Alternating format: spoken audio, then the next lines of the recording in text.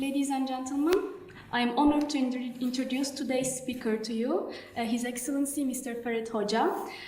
Since 2018, His Excellency has been serving as the ambassador and permanent delegate at UNESCO in Paris. Prior to his duty at UNESCO, he was the Director General for Political and Strategic Issues at the Ministry for Europe and Foreign Affairs of Albania. And from 2009 to 2015, he was the Albanian Ambassador and Permanent Representative at United Nations in New York. I would very kindly invite His Excellency to deliver his talk on the Albanians from Illyrians to present day, a journey of struggle, resistance and resilience through centuries. Thank you very much. You know everything about me.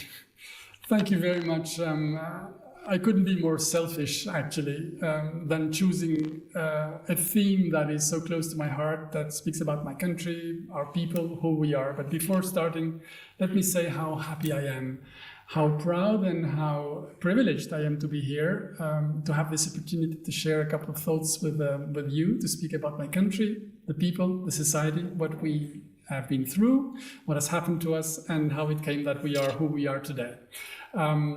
I would like to pay tribute to the Minister of Justice that was with us. I'm so humbly thankful for your presence.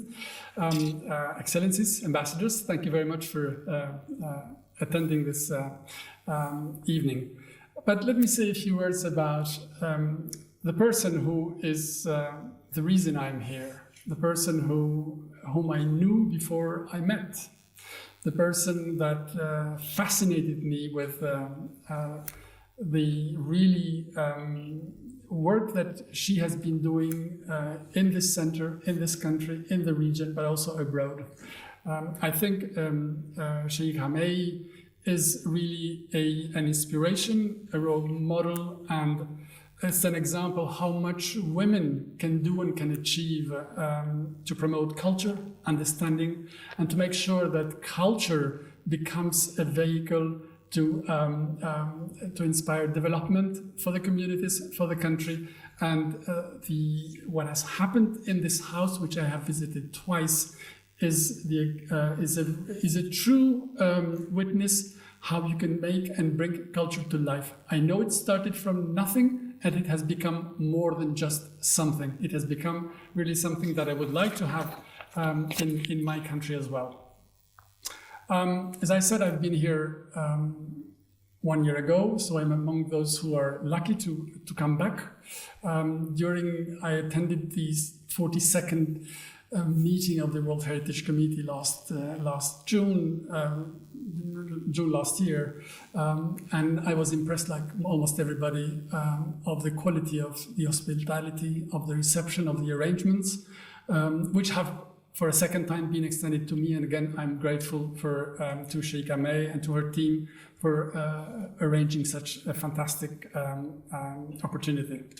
Now, my remarks will come in 3 parts. So I'll try to go through a relatively quick run through history. I will stop a little bit and tell you what I think of what means to be Albanian. So what is really particular of being Albanian today? And then I will share with you, since I will be speaking about my country, and since we are in a house of culture for culture, I will be speaking a little bit about the most prominent sites, culture heritage sites in Albania, with the hope that if I have not bored you really to that point, probably to incite you that one day, if you plan to travel, to go in the region, probably you might make a stop to Albania as well. I know it's worthwhile, but I will know at the end of this evening if I've been able to really inspire you a little bit. Now, this is my country in the small region and in the wider region. So it's a small country in the south and east part of Europe, in the Balkans. And the Balkans actually means mountains. It's a Turkish word. While outside world knows us as Albania, we call ourselves, our country is Shqipëri. So if you can pronounce it, but I'm sure you'll get it wrong. It's hard to be pronounced. And I will tell you later what Shqipëri means, but everybody calls us Albania. And our roots go back to the ancient Illyrian tribes. Our language is widely believed to descend from the Illyrians. Some scholars do not agree. There are very few who do not agree, but none of them has come up with any better story or with any convincing theory. And we think that the language of Albanians, so this is a little bit just a quick overview, and you'll notice that people like a lot the Mercedes cars in my country, they still do. And this is the big Indo-European language tree. And if you look and you find in the European part of it, you will see in the little bottom part, you see Albanian is just one unique branch. It's just like Armenian, just like Greek. So the language that we speak has no connection with other big families, branches, be it the Roman, the Germanic, the Slavic. So we believe that the language, the particularity of the language of ours is a European linguistic singularity, which means that, well, during history, we managed to really keep this particularity. That makes us also believe that not only because of the language, but also because what we have been through and the archaeologic and historic evidence, we are the most ancient nation in the Balkans, second to Greeks, of course. So this is who we are and who we see ourselves.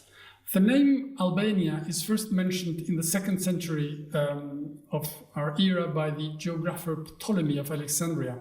He speaks about the Albanoid tribe. So one of the tribes at that time, of course, there was no nation, there was no settled country. There were tribes, and the Albanoid tribe was in the center of what is today's Albanian territory. And from that single tribe, of course, that was the name spread to include the rest of the country, at least with the geography that we know today. Now, the word, I mentioned the name Shqipëri. So Albania for the outside world, Shqipëri for us Albanians. And it's widely believed in my country that the name comes from Shqipe, which is the eagle. And very often when the foreign media speaks about Albania, they speak about the land of the eagles. And we like it, it's beautiful, it's poetic. I'm not sure how many eagles are still in Albania, but we like that. The Illyrians, and you see the colored area, the Illyrians occupied the Western Balkans during the 2nd millennium before the New Era. So this is how far we go in really tracing back what has happened in the area. And you'll see this quite a wide area which stops right at the frontier with the Greeks. The Illyrians built cities, fortified cities, mastered silver and copper, and they were very good sailors in the Mediterranean. Later, the Greeks, which were just close to in the south, they arrived at the 7th century BC to establish self-governing colonies in various places in Albania, and we'll mention them later because their traces also are part of what we have as World Heritage nowadays. It's important to mention that the Greeks and the Illyrians, they went along very well. The Greeks traded very peacefully. They formed tribe-states until the 4th century BC, and then they lost interest. And they lost interest because they're busy with themselves, but also for another reason, because the Romans were not very far away. So the Romans would really come, and the prominence of the Illyrians would, of course, not resist to the most powerful army and entity at that time, the Romans, and a fleet of 200 vessels would go across the sea against the queen of that time, which is Teuta, and another reason that makes us believe, which is a little bit more than just a belief, it's a scientific proof, is that we still have the names that we give to children and in the wider population, still Illyrian names. So the Queen Teuta at that time affronted the Roman army with little success. A battle of around 5 decades developed between the Romans and the Illyrians. The Illyrians had no chance. And of course, by the end of the second century, so roughly around 167, before the new era, the Romans would conquer the whole area of the Illyrians, including Albania. Again, under the Roman rule, Illyrians enjoyed peace and prosperity, and like the Greeks, the Illyrians preserved their own language and traditions, although they were really under centuries long under the Roman rule. So when at the end of the 4th century, but now, of course, some 6 centuries later, the Roman Empire was divided. Illyria fell under the Eastern Empire, later known as Byzantine Empire. And it's interesting to mention that some of the, at least 3 of the early emperors of the Byzantine Empire were from what is Illyria at that time, but from the Albanian territory, and they are just mentioned in the slide that you see. Now, in the first decade under Byzantine rule, Illyria was under attack from and suffered devastations of raids by the Visigoths, by the Huns, and other groups. And then, of course, just 2 centuries later, between 6th and 8th, it is the Slavs that come and occupy the Illyrian area. And of course, at that time, assimilation begins. And we will, over centuries, we will see what happened to be later on Yugoslavia, and then from Yugoslavia, the independent states of many countries that were former republics, Danes, Croatians, Bosnia and Herzegovina, Serbia, Macedonia, Montenegro, and so on and so on. The only ones that still resisted and remained and who were not assimilated and who still kept their language, their traditions, their way of life were, again, the tribes that were in the territory that was still Albania. So again, we take a little bit of pride in having resisted, again through history, and as we did before with the Greeks and the Romans. Now we come to the Middle Ages, and in the early 15th century, of course, the power in our area is the Ottoman Empire. So they are the most important country, they are the most powerful army, and they attacked Albania. It's interesting to mention that they came many times in Albania, and every time they came, they of course defeated different tribes that were trying to resist to them, and any time an Albanian tribe would lose, then the Ottomans would take the males of the family, the young guys, the young boys of the family, they would send them back to the empire, and then they would become soldiers. And one of them was George Castrioti Skanderbeg. Now this person is our national hero. He was one of those who were taken as a tribute, then he became janissary, and then after he completed his studies in the empire, he was sent back to fight. The big mistake was that he was sent back to fight in Albania. But the guy didn't forget who he was and where he came from. So on the way to go to battle, he actually defected. And for 37 years, he would unite the little tribes of that time. He would fight the Turks. And for 37 years, the Turks would not be able to conquer Albania. It is a remarkable an astonishing record, because, and these are of course of later times and there is enough documentation,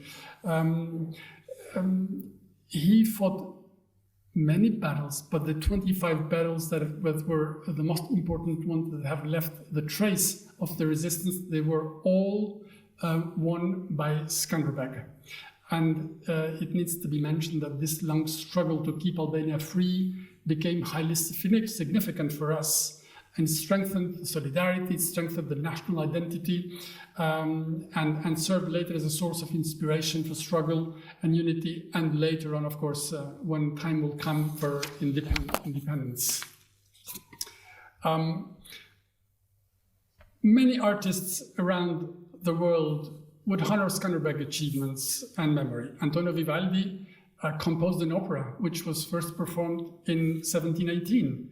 Another opera was composed by an 18th century French composer, François Francoeur, and that was also performed in 1735. Another French poet, they really liked Skanderbeg. Another French poet, one of the most known poets in French literature history, Pierre Ronsard, wrote a poem about him. And later in the 19th century, an American poet, Longfellow, would he also, this is the castle of Kruja. It's part of the Museum of Skanderbeg in the city where the resistance was staged. And Longfellow did a very long poem, but I'd just like to cite what you see in the screen. So that in the middle of the night, in a halt of the hurrying flight, there came a scribe of the king wearing his signet ring and said in a voice severe, "This is the first dark blot on the name, George Castriot." There have been more than 500 books that have been written about Skanderbeg in a way or another, some history books, some biography books, but it's really a personage that has marked not only our history, but also the history of Europe at that time. It would be after his death, unfortunately, and he died from natural causes, that the Ottomans would then, of course, occupy Albania. It was easy without him to divide the Albanian tribes at that time, and Albania would be for more than 400 years under the Ottoman rule. It's important to mention that the Ottomans established their domination over Albania just as the Renaissance was beginning to unfold in Europe. And because of what happened, we were cut off from contacts and exchanges with the outside world, so that we could not really benefit from these humanistic achievements that are accompanied by the Renaissance. Many Albanians would emigrate and settle elsewhere, as it happened. A long community is in the south of Italy, but also many of them went to Turkey, at least to the main part of the empire. And some 30 of them, and that's incredible, some 30 of those Albanians who emigrated, who were raised, and then, of course, generation after generation grew up in Turkey, would even hold the very important and powerful position of vizier, which was sort of a prime minister, so a second to the Sultan. And jokingly, when we evoke these things with my Turkish friends, diplomats or not, today they wonder who really ruled who, but we know that Turks did anyway. And then, of course, as it happens all the time, history has told us, any empire that respects itself will one day fall. So that's what would happen also with the Turkish Empire. And in the 19th and 20th century, a series of uprisings would, of course, grow up this national feeling in Albania. And in 1912, Albanians would proclaim independence.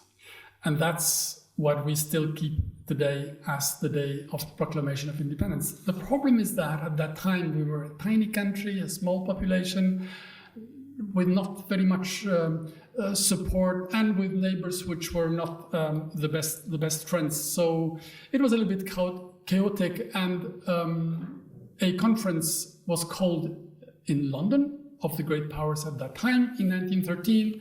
It took 6 months, and going back and forth between the Albania that we thought should be with all the Albanians speaking the language and belonging to the ancient territory inhabited by Albanians, which is the larger area, and the Albania that some of the powers wanted, which is the inner part, then the compromise was made with Albania with the borders that it has today. So this is how the borders were drawn. Almost half of the territory of the Albanian inhabited lands were left outside. And most importantly, of course, it's the Kosovo story.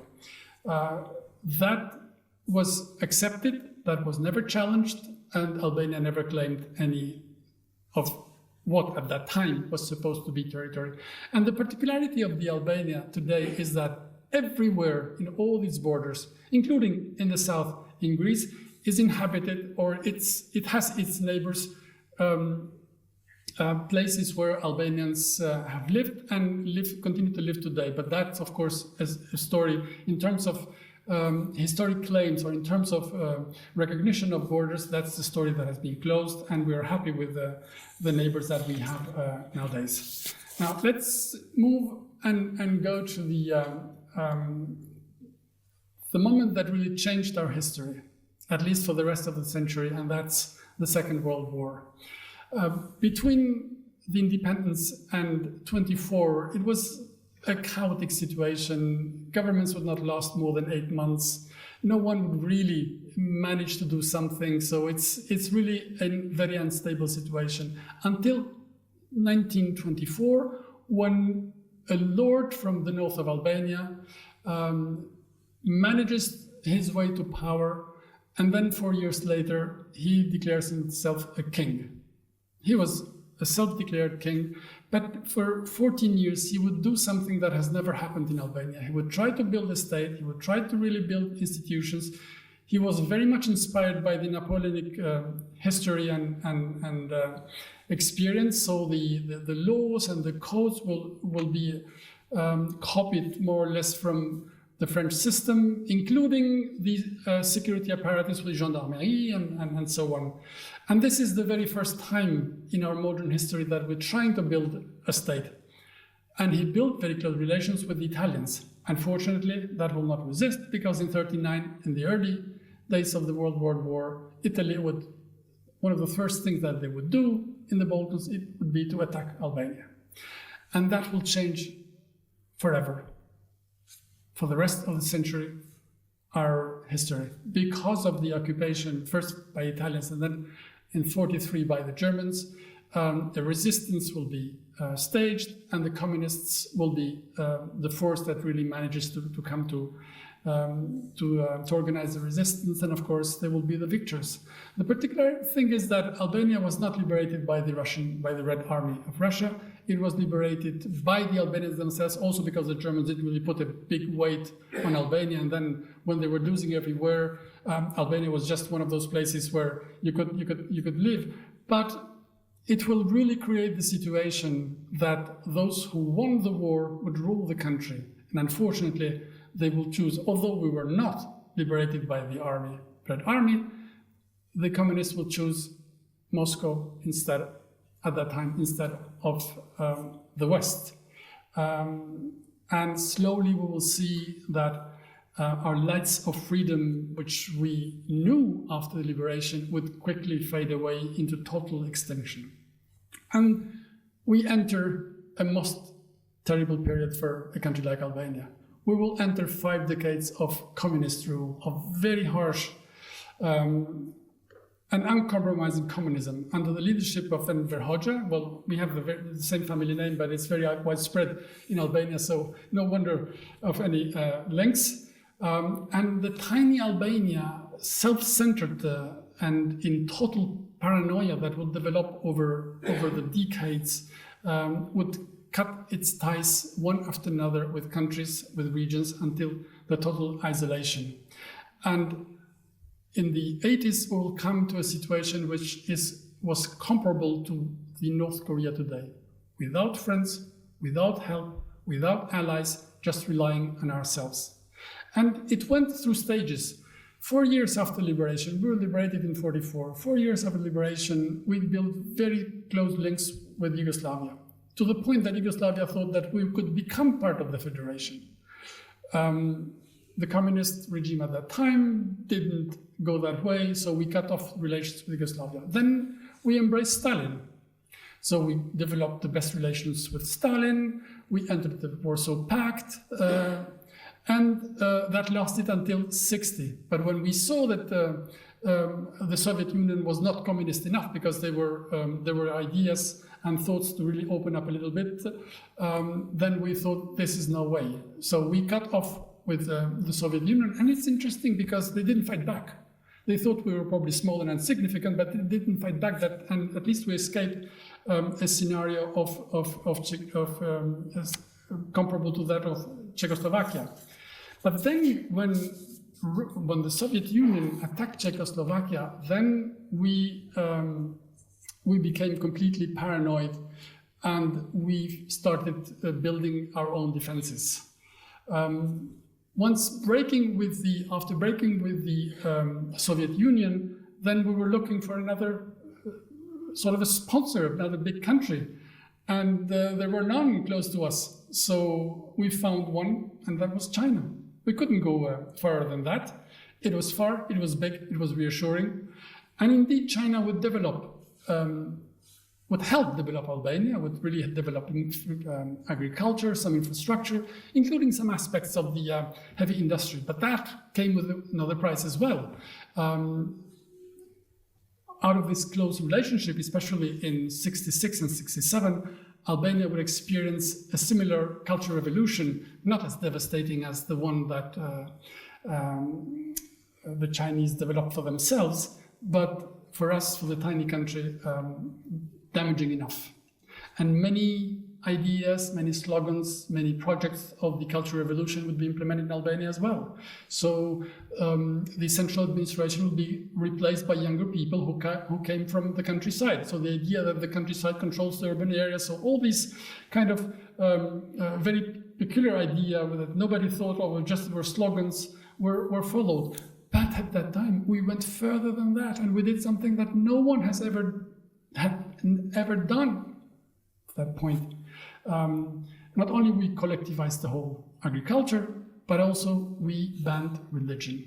So Albania in 67 becomes the only country in the world that has banned religion, and the only country in the world that has inscribed the ban of religion in the constitution.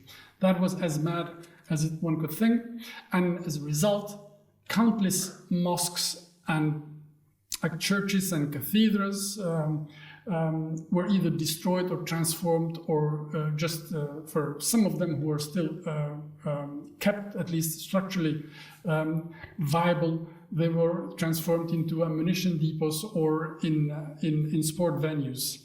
The youth, to the disbelief of their fathers, would rush to demolish to the ground everything that was linked with the religion. And so you will see the two faces are the same. So this is really one of the aspects of the very close friendship that we developed at that time. Now, this is the world's unique museum, atheist museum. So for the purpose of propaganda, the state at that time built a museum. It was very poorly equipped, but still it existed there. So no wonder that in the 90s, when Albania would change the regime and Albania would embrace something else, this was the first thing that everybody wanted to burn, and it was burned to the ground, and nothing remained out of it. So the decision of the government to go against God was the absolute madness. But that didn't do anything. That prevented people to go to churches, that put a lot of pressure on the institutions. A lot of priests were put to prison and so on. But the people didn't change, because you cannot change hearts and minds. You cannot rule on the minds of the people, at least not in that way. So in secrecy, they would continue to pray, to observe, until, of course, the 90s, where things will go back to normal again. Now, the most interesting thing of that time is the self-defense policy of Albania. So, of course, fearing the Soviet Union, fearing that what happened in Czechoslovakia would happen also in Albania, the government built, nobody knows exactly, between 600 to 800,000 of these bunkers of different sizes, different shapes, and they were spread out everywhere in the country. When we look back later, we understood that they were absolutely useless, but at least that was good for the morale. So, and then later, of course, when we will wake up and when Albania would change, we would know what to do with them. They are everywhere. You cannot destroy them. You cannot remove them. You cannot sell them. Nobody wanted them. So we wanted to export them, but where?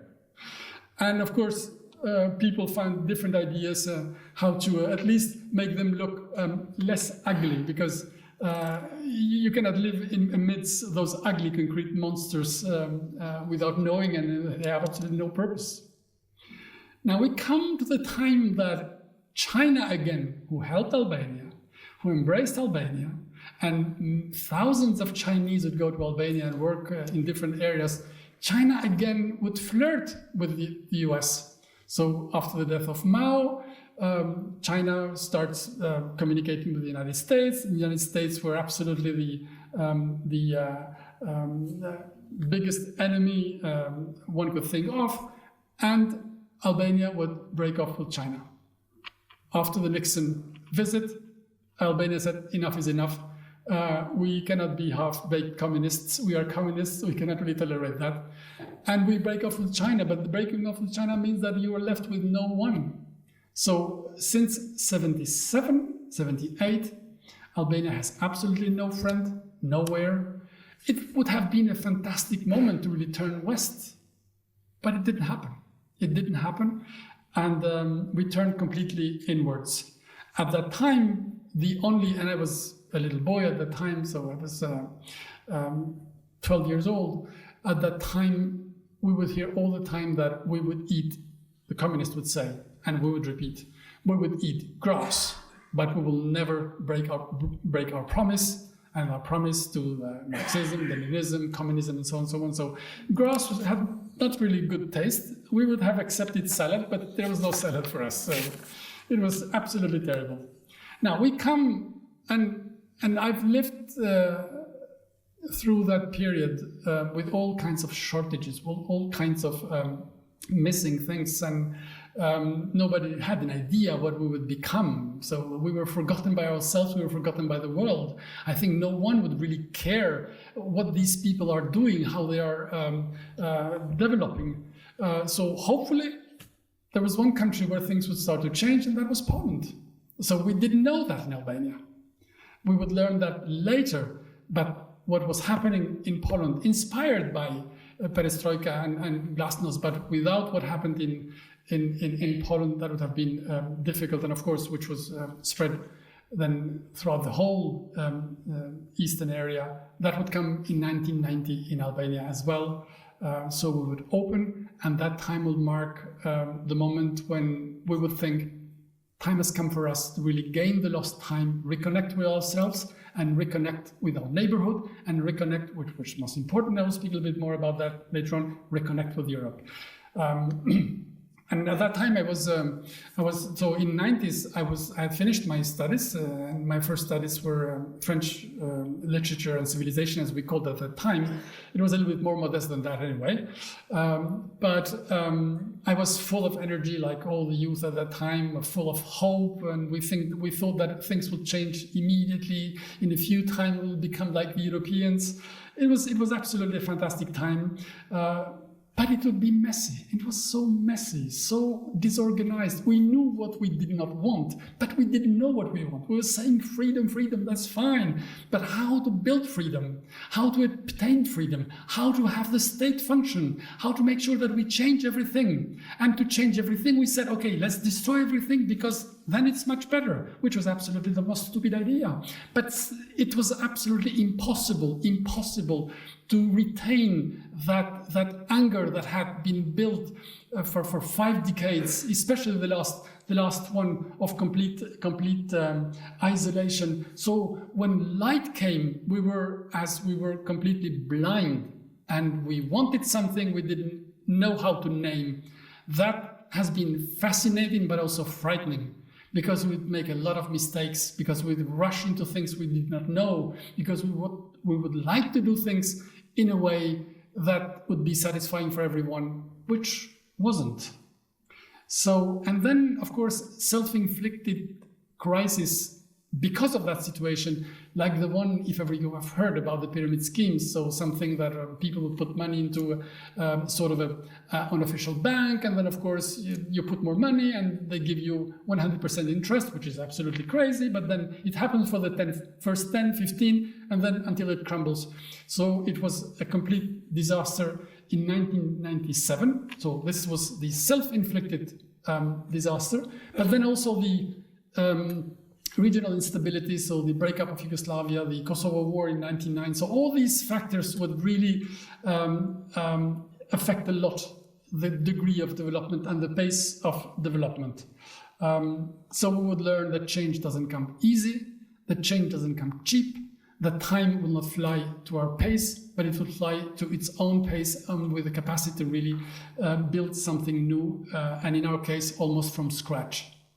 We would learn the very hard way how much you need to have, how efforts you need to make in order to change those, to make those radical changes that we wanted to make.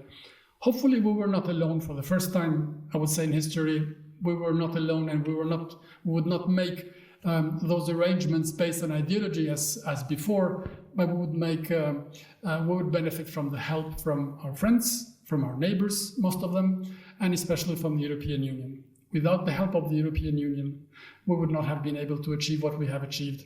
And trust me, when I look now back, and I've been, since 91, I've been working for the government, and I've seen the changes with all those mistakes and errors, but we have achieved a remarkable progress in so much that I would say that in the 25 years, we have achieved more than in the last 2,000 years.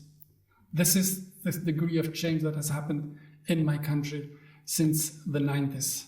It's absolutely remarkable. But when you ask my compatriots, and myself as well, a little bit deep in my mind, we still are unhappy, because we think that we should have done more, better, and with a better pace.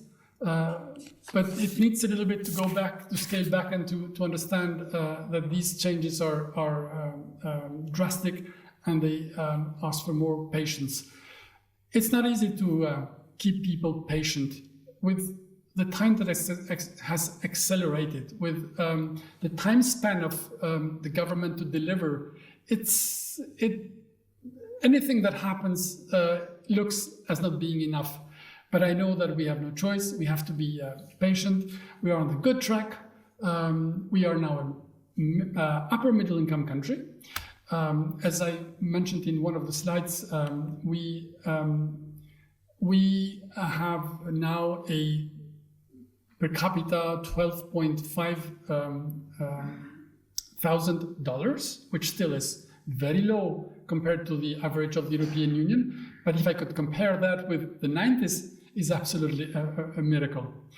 Albania joined NATO in 2009. It became a candidate country to the European Union in 2014, and I will mention a little bit more about that later on. And we hope that we will be able to open the accession negotiations anytime soon. Now, my second part. So, what it means to be Albanian.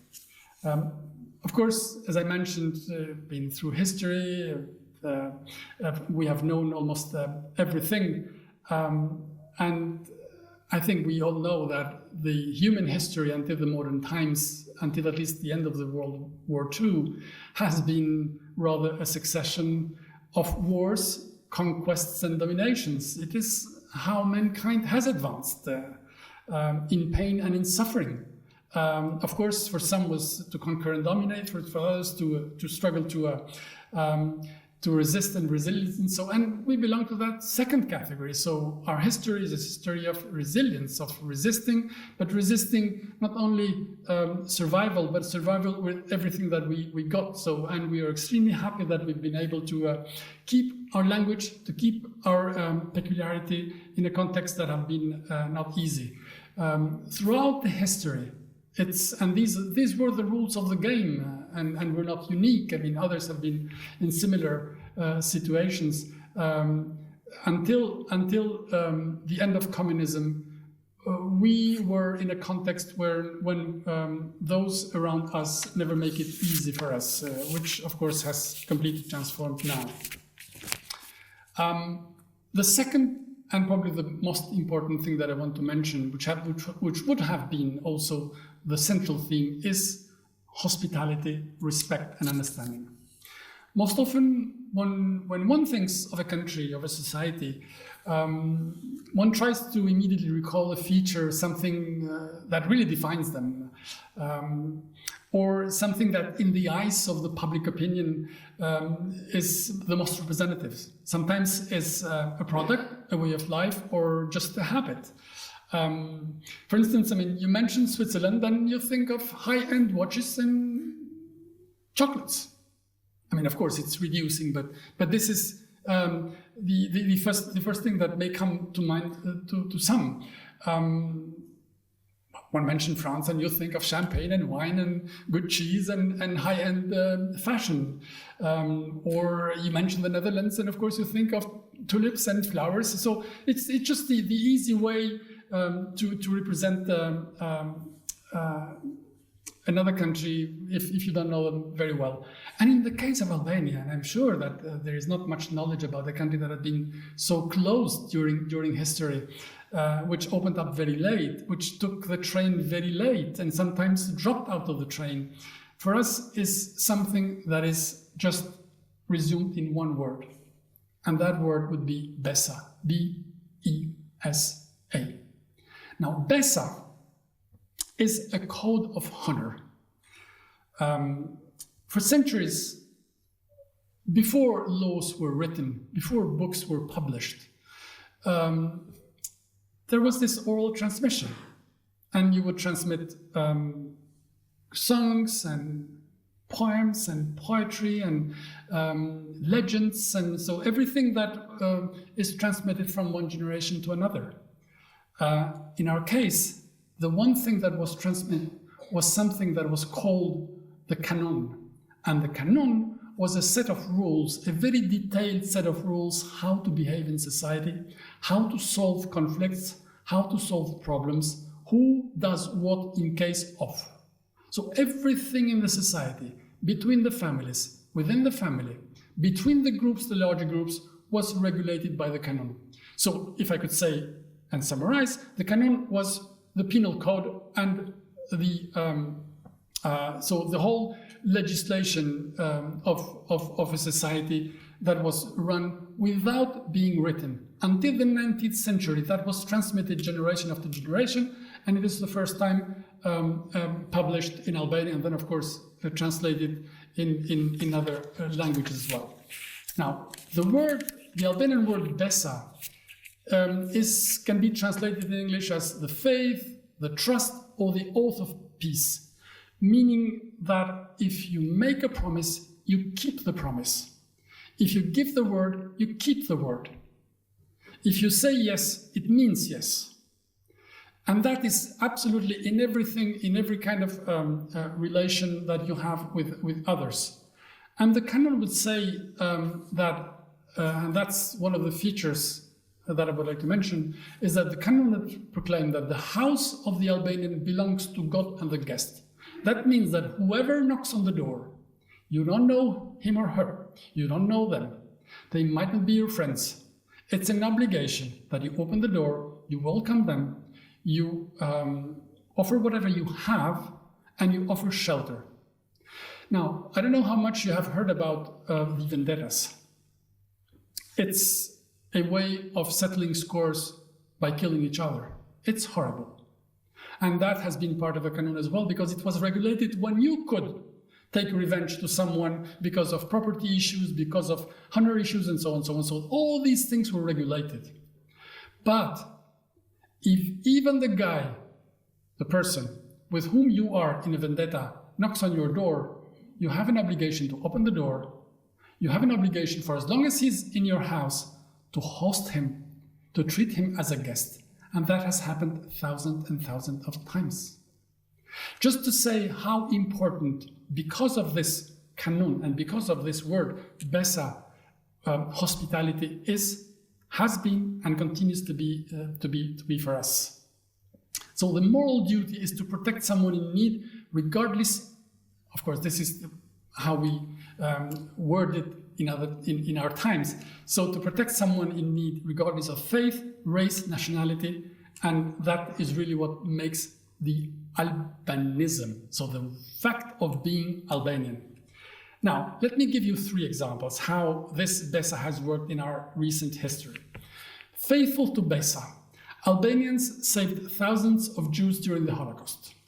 So during one of the darkest periods of human history, Albanians, by example, showed this spirit. At that time, Albania was 800 people, mostly 95% rural, not very much educated, not very much with links with others, first with each other, but also because of poor infrastructure and little mobility, and predominantly Muslim because of the history.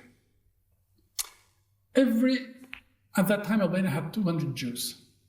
Every one of them survived, although we were first occupied by Italy, but they didn't really have an issue with the Jewish community. But then, of course, for 2 years, from the Nazis. The Nazis would do absolutely everything to have the lists and to find the people, as they did in many other places. None of these 200 people would be ever delivered by people or even by the authorities, the local authorities, the people who are running the mayor. So everyone is protected. Because it was known that Albania is this bizarre country, although they are Muslims and probably they don't, as it was believed at the time, they don't have any affiliation with the Jews, but they protect them. And I don't know why, but they protect them. So 1,600 Jews would settle to Albania or would go through to go elsewhere. And none of them would be delivered to the Nazis either. So history has recorded that not only the whole community survived, but everybody who sought refuge, shelter and protection was protected, and the whole community survived. And this is something that we are absolutely proud of. The second moment when BESA still worked and Albanians behaved in that way was when Italians capitulated. So in 1943, Italians would capitulate, and the poor soldiers, they would just surrender. And the Germans, who for fear that they would fight against them, they would try to at least arrest them and so on. And Albanians would protect now the Italians. And that was the second time. The third time when, again, BESA would really come as a behavior, like a society, would be during the Kosovo War in 1999, when 500,000 Kosovars that were pushed out of the borders by the Milosevic regime at that time would find shelter a little bit everywhere in Albania. And I know because my family also received 10 of them for a couple of months until the Kosovo was liberated by Nato, and then they could go back. So, and this situation has done something remarkable for us, for ourselves. So this canon, this history of BESA, these moments in history have done that, although we are composed of 4 communities. So if you look at the figures, you would find the figures that date back to Fortis about the ethnic, about the religious composition of Albania. Things have changed, and religion was banned and so on, but still I think Albania is predominantly Muslim today. A large part of the population doesn't really affiliate themselves with any of religion, and we have a 22% of Orthodox and some 10% of Catholic, Roman Catholic. So this is the large composition Albania. So some 40% Muslim, some 30 not really being associated, whatever they believe or not, but not practitioners and so on. But it has never been the case in history that we had a conflict between religions. There are marriages, inter-religious marriages, everybody is living in peace and harmony. And this notion of, if you respect me, if I respect you, I know that you respect me, that has been the central stage. So we have never known individuals, families, groups, communities always show respect, understanding, and tolerance. And this is something that has saved us. I think that we had resisted to anything that came from outside, but if we ever had a conflict based on religious basis, I think we would not have survived. And we're extremely happy that we have not had that. And this is something that we really, really, really cherish and try to protect as much as we can. And for us, due to the history, religion comes at a second stage. The first one was to preserve our identity, who we are, our language, our territory, our being as such, and then of course religion, and that has helped a lot. Now, the third element is our obsession with the European Union. We want to be a member of the European Union, like everybody else in the region, like everybody else in Europe, with few exceptions. And belonging and becoming part of the European Union has been our plan A, B, C, all letters of alphabet. We never thought about a plan other than that. Because, as I mentioned, for us, getting to the European Union was reconnecting with Europe, was reconnecting with who we are, who we think we are. Not only becoming part of the most brilliant intergovernmental project that humanity has been able to build, which I consider the European Union, the most advanced of that area of peace and prosperity, of that area that's shown for, since its creation has shown that not only it has built the market and the common currency, and then of course the union, which works in a certain way, it could be better, but nevertheless we have never been discouraged by the time that has passed. I know my citizens would like it to be quicker. I know that we deserve better. I know that it's a little bit more complicated nowadays, but we will never be discouraged, because we think that for us, being part of the European Union is being part of our future that we deserve, and that we would like to put ourselves into that project. The fourth element is the development of tourism. And since we are in a house that is a culture house, which has developed, as I mentioned, under the wise leadership of Sheikh Hamay, I have seen in my country the link between culture and tourism. I think the French have a calculation that the inscription to the heritage list has increased in certain areas, and for the most visible part of the French inscribed properties to the heritage list, 23% tourism. In our case, we've made our studies, it has been 18%.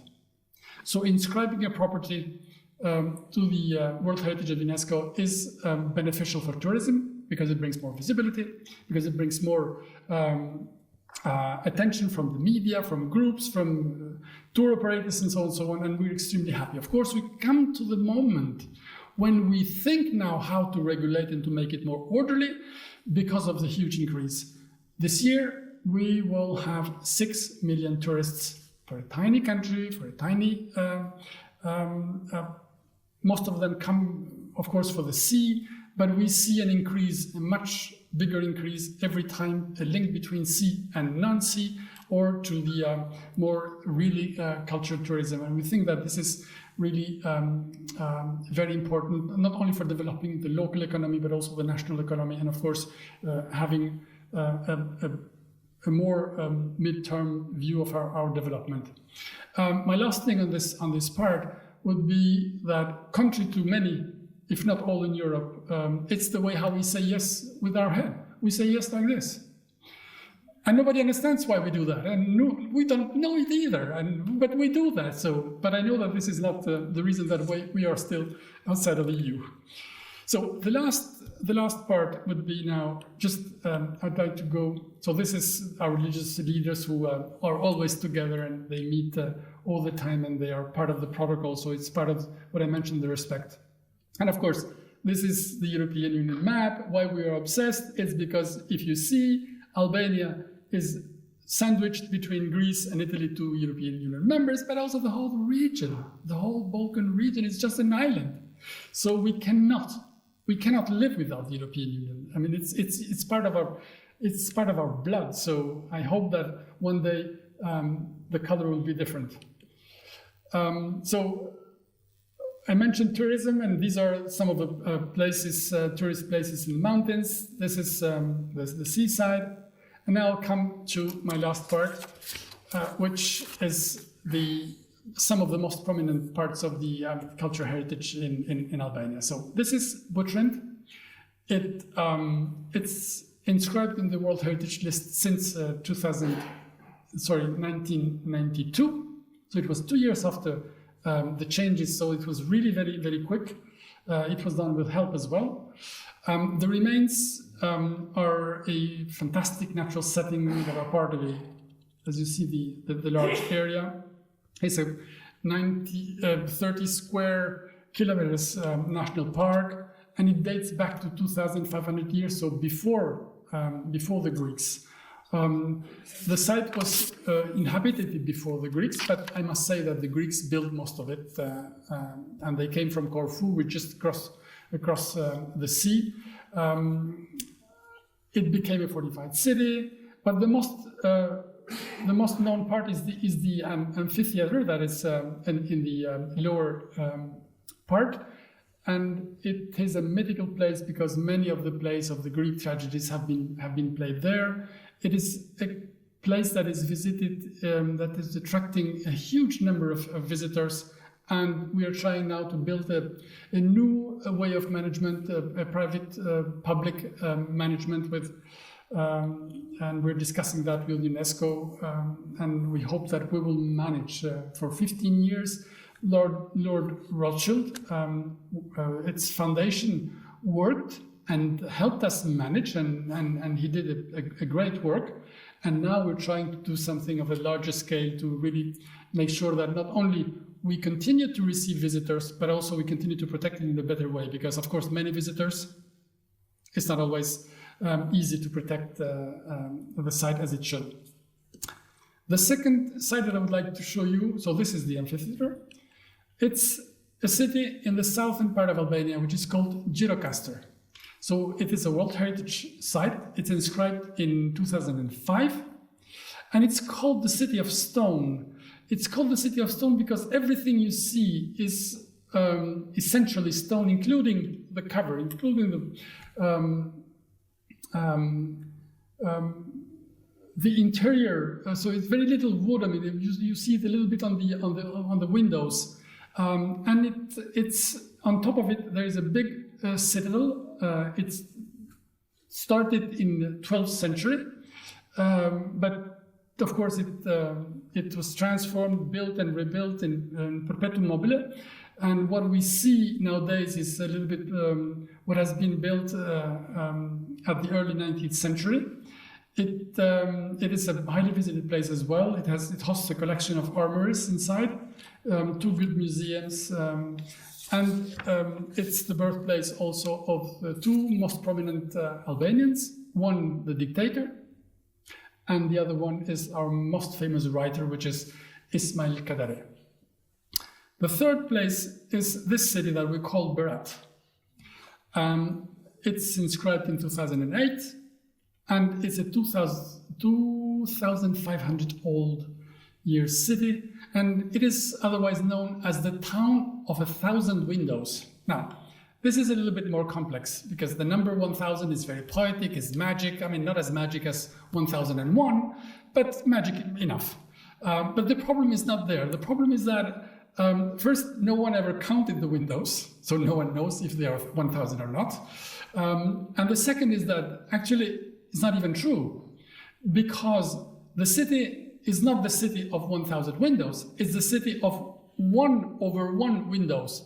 But because these 2 words are almost similarly pronounced in Albania, the 1,000 won over, and it won over to the point that even the encyclopedias that write about Berat and Albania and the heritage, they use this 1,000, which actually is not true, because in our saying is 1/1 window.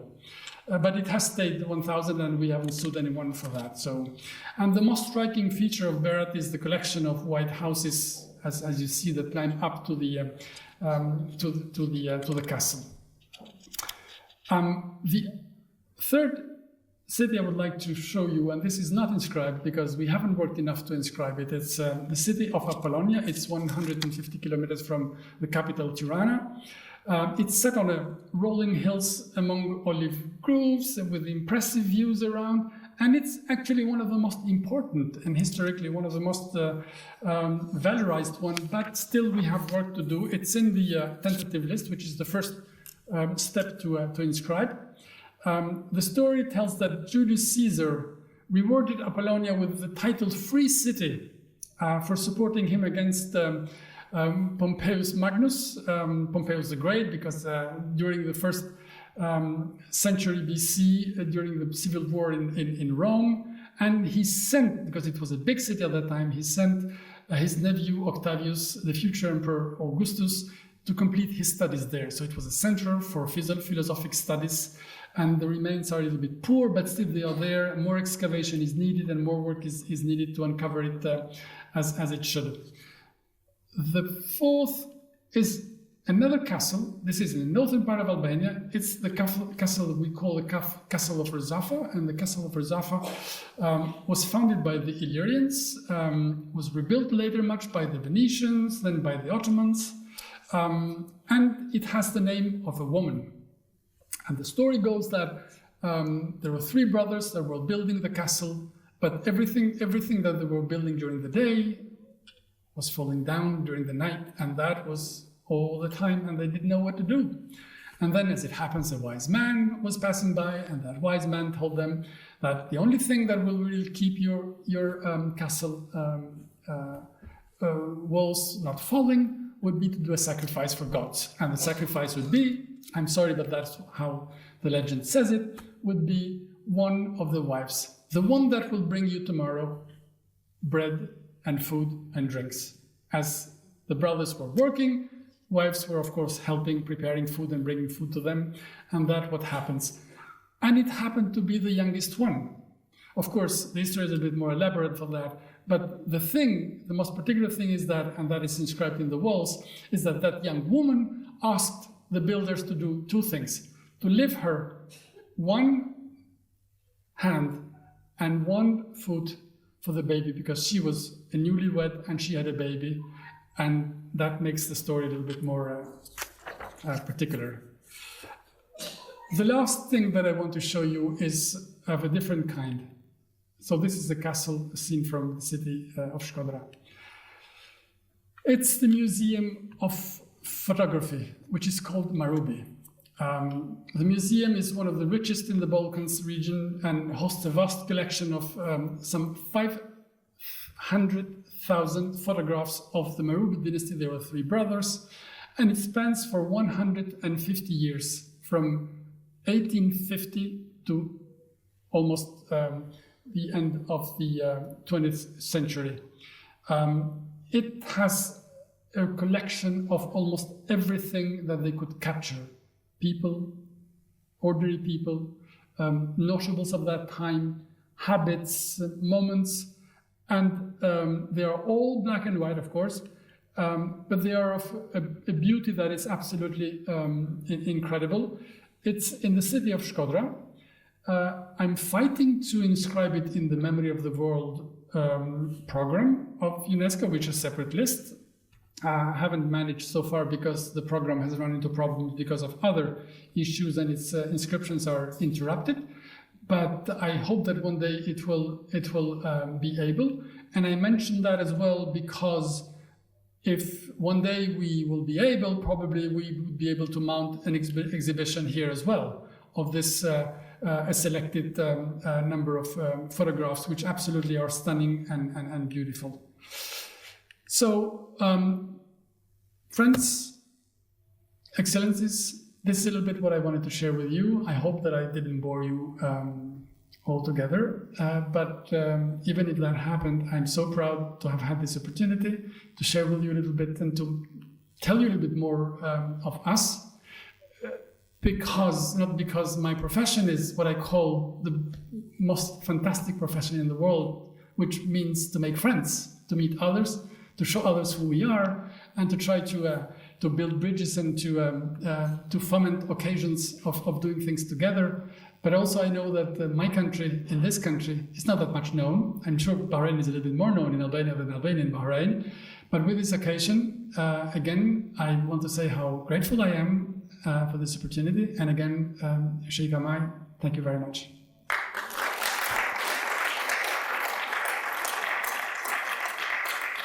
And I didn't say that I hope somebody will provoke me. I'd like to be provoked. So if I didn't tell everything, don't hesitate if you still have a little bit of patience. But in any time, I'd be glad to answer any question or any comment that you might have. I know it has been a bit long, but...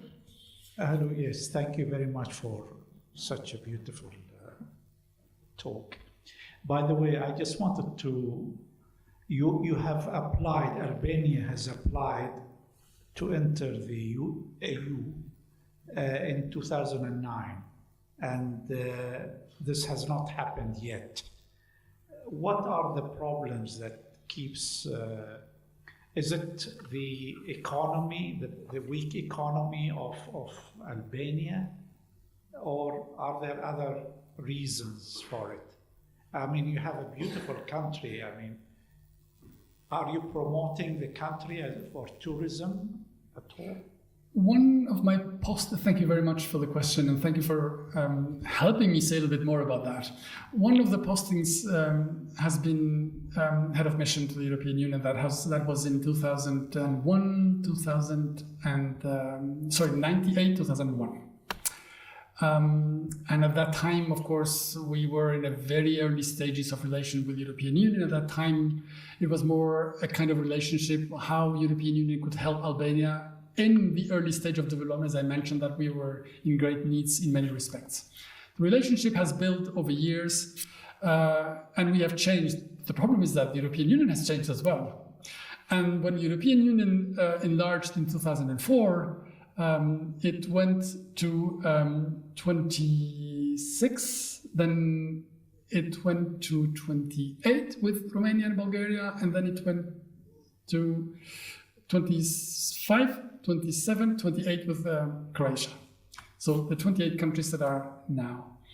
We applied in 2009, actually we officially applied in 2009, and then we got the, you're absolutely right, we got the, what in the jargon of the European Union is called the official status of candidate in 2014, which means that after a certain period, you normally open negotiations, which last for quite a long time. In our case, it could be 8, 10 years, probably less, probably more, depending on how able we are to really do what we need to do, especially to absorb the EU legislation into our own legislation, and of course bring the country in conformity with the rules and norms of the European Union. Now, I think the reason it has not happened has mostly to do with us, but not only with us. Mostly to do with us because there are a set of issues which the European Union asks a candidate country to do in order to really be able to face membership, which is a lot of advantage, but also some commitments, like competition and so on and so on. So the country needs to adapt slowly, and we have been working on that. But as I said, the European Union has changed as well, so conditions have become a little bit more demanding over the years. Although the strategy has not changed, and there is discussion now to see how the methodology might change. But I think that the European Union has been rather reluctant to rush into the negotiations with all the candidate countries, or those aspiring to our disliking, but this is the situation. Because they think that the countries should do more, should do better, in order to convince everybody that the country is ready to take over this responsibility, because it is a big responsibility. We in Albania are convinced that we are now able. We were promised. It has been delayed a couple of times, but we are faithful and hopeful that next spring, when the European Union will meet in the region, because one of the countries in the region, Croatia, has will have the presidency during the first 6 months, a decision would be taken to open negotiations. Now, I will not enter into detail because there's a discussion now in the European Union. There is a proposal to change the methodology, not to follow the classical way. So you open a chapter, you discuss, you close a chapter, and there are 35 of them, but probably open a couple of chapters, advance on those chapters, even if the country is not able to continue on many fronts at the same time. This is in discussion, we will see how it works, but we are absolutely convinced that now we have the maturity, we have the capacities and the capabilities to enter into such demanding relationship with the European Union, which I mentioned is absolutely the only way we see our way forward, whatever time it takes.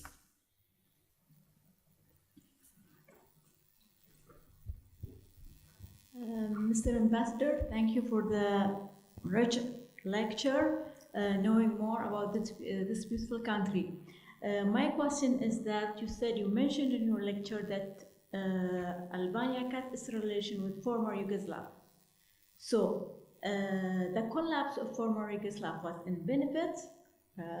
Let's say it was reflected negatively or positively for Albania in various fields, or former Yugoslavia better was, or the states resulted from former Yugoslavia better. I mean, Bosnia, Herzegovina, these countries. Thank you. Well, we cut relations in 48, but we cut that idea that Albania would become an integral part of Yugoslavia. Now, I don't think that was ever thought seriously.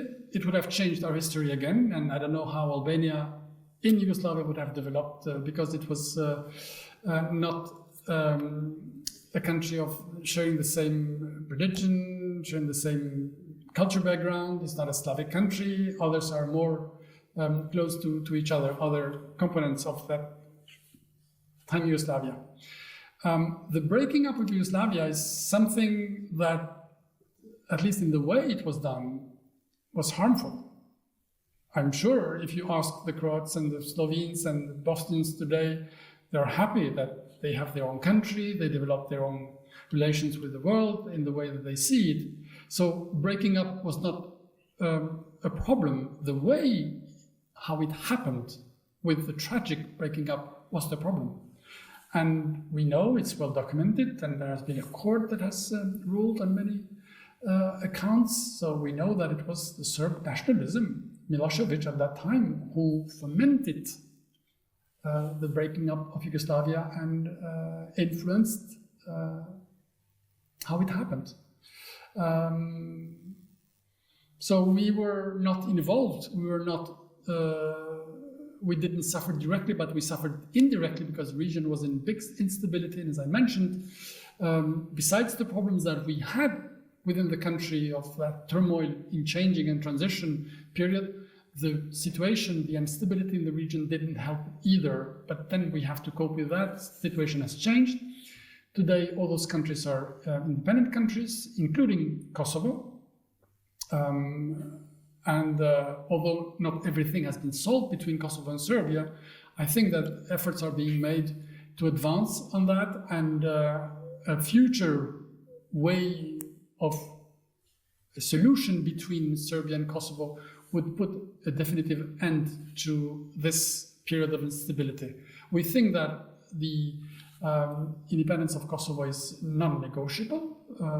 Nothing can go back, and I think nobody thinks that things could go back.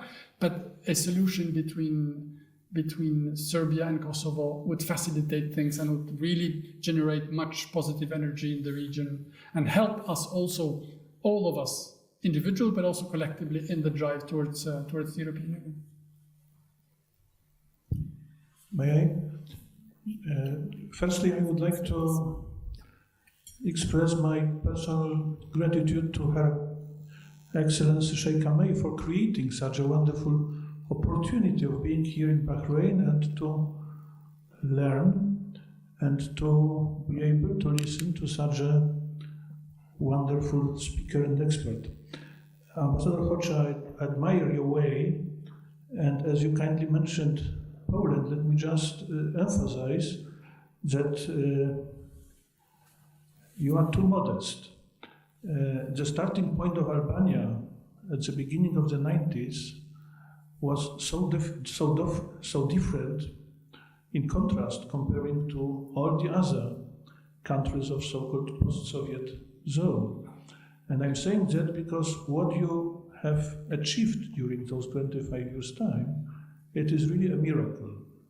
I can only congratulate you and the Albanian nation. My point and my question, to provoke you a bit, touches the problem of Albanian diaspora. We've seen the maps, and I understand that quite a number of Albanians, they are the citizens of the neighboring countries, firstly Macedonia, the northern Macedonia, to be precise. I wonder if everybody knows that Mother Teresa of Calcutta, she was Albanian. But the question is, to what extent Kosovo and the Albanian population of Kosovo has any impact concerning the reality of Albania proper, so to speak, nowadays? Well, thank you very much, Professor. You're very kind. Thank you for your words and thank you for the question. As I showed in the map, Albania has this particularity that is surrounded by territories belonging to other countries now, but they are inhabited by Albanian-speaking populations. And although the Kosovo crisis was the one that triggered the first ever NATO intervention, and it was justified, and the whole world was deeply touched by, horrified by what was happening, and hopefully that is now over. We have been very clear. Albania is Albania, Kosovo is Kosovo, North Macedonia is North Macedonia, Montenegro, and so on and so on. If we have learned something from the European Union, and our desire, our plea to join, is that the first thing you do, you build good relations with your neighbors as much as you can. When you find neighbors that are looking the same thing. And in that case, all the neighbors are looking the same thing. We all have learned our lessons, and we all have to do our duties. The only situation which would trigger ideas which are not part of any political party in Albania, or part of any plan in the future, is that if we fail to join the European Union, then people would start thinking, so what's our plan B? As I mentioned, we have no plan B. But the plan B could merge then. When you fail to achieve your goals, then you go back and look inwards and you say, okay, I couldn't go there, so what's below? That would be very dangerous. We never talk about this, and I'm not speaking as a representative of Albania on this, and it's not something that we mention with our partners. But speaking as a citizen, I might see a desire to think of how we can arrange things in the region, since we would not be a member of the European Union. But this is not happening. This is not something we want. This is not something we fight for. This is not something we discuss with Kosovo. It would be even contrary to what we have been doing all the time, because we want Kosovo to be a normal state, a modern state, a developed state. So we will not do the same thing in this way and then undermine saying that one day we might join, and so on and so on. There are in Kosovo political parties who think that it's much better to join with Albania. And actually one of the parties that has won elections has in its platform. I think they will put a little bit water into their wine as they come into possibilities, because they have been in opposition. It's much easier to speak about things when you are in opposition. But I think if ever something happens between Albanians, would happen